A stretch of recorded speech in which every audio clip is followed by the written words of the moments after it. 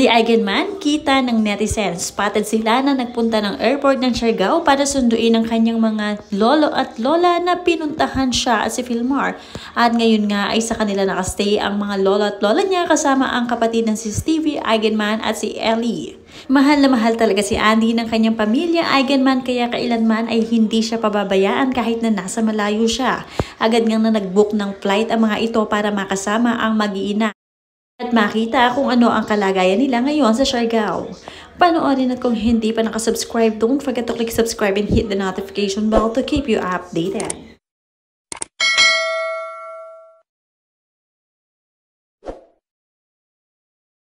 Napaka-loving and caring ng lola ni Andy na si Lola Rosemary Hill. Talagang isinama itong si Lilo para makapamasyal sa isla ng Siargao. Ganon din ang kanyang kapatid na si Stevie Eigenman. Ipinasyal ang kanilang pamangkin. At nakakatuwa pa dito ay talagang go na go itong si Lilo. Hinayaan muna nila na magkaroon ng time itong si Andy at Philmar para magkaayos at magkausap. Next time nga daw ay huwag nang ipapaalam sa social media na sila ay nag-aaway. Mas maganda na sila ay ayusin ng private.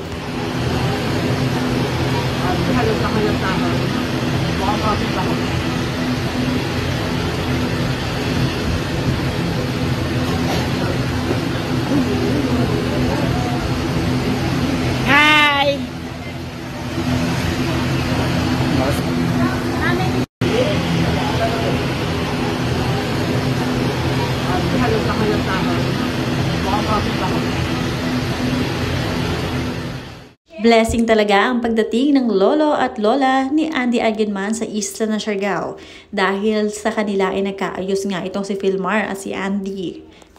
Napayuhan sila ng tama dahil nga kapag mag-aaway ay hindi naman solusyon ang paghihiwalay.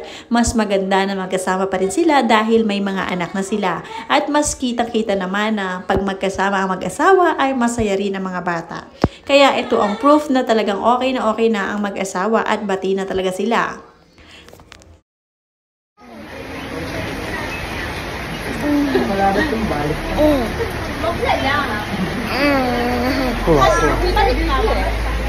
I'll carry you, but don't stick your feet in here, right?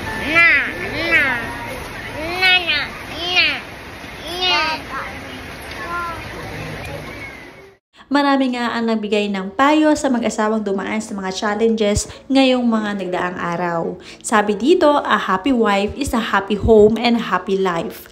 Choose your partner always. Kayo dapat ang partner in crimes and best of friend. Choose your children always. Sila ang unang maaapektuhan kapag hindi masaya ang ina at hindi okay ang marriage. Don't go to your opposite sex kapag hindi kayo okay ng asawa. Huwag natin hayaan na dumarami pa ang apektado ng broken family. Life is short, live it to the fullest.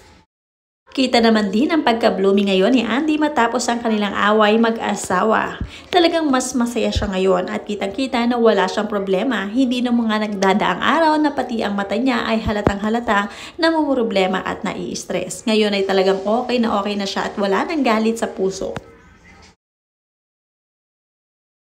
Sabi pa nga dito ng isang tagahanga ni na Andy na si Jasmine Tanaid, I hope you are now more conscious and cautious of your actions and decisions, Philmar. Andy just lost her mother.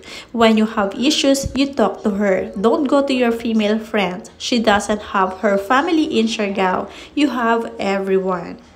Mula naman sa isa pang commenter, lesson learned, all personal matters should always be resolved privately. Less talk, less mistakes. And also, always protect your spouse or partner in all circumstances.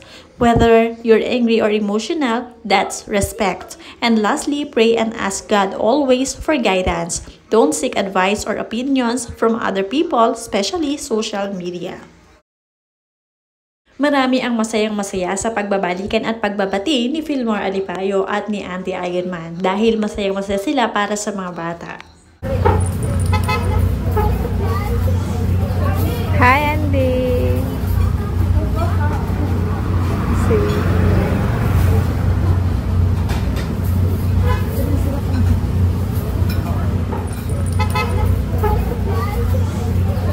Hi, Andy. See.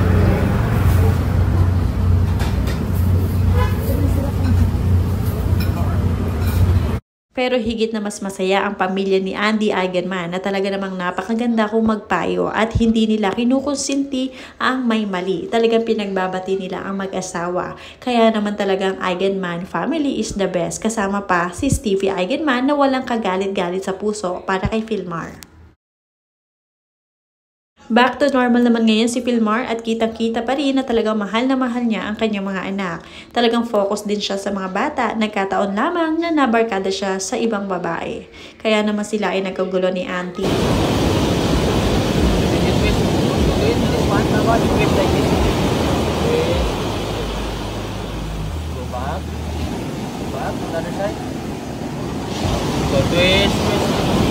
Mula sa isang commenter na pro Andy at pro Philmar, that's the way, keep your family intact.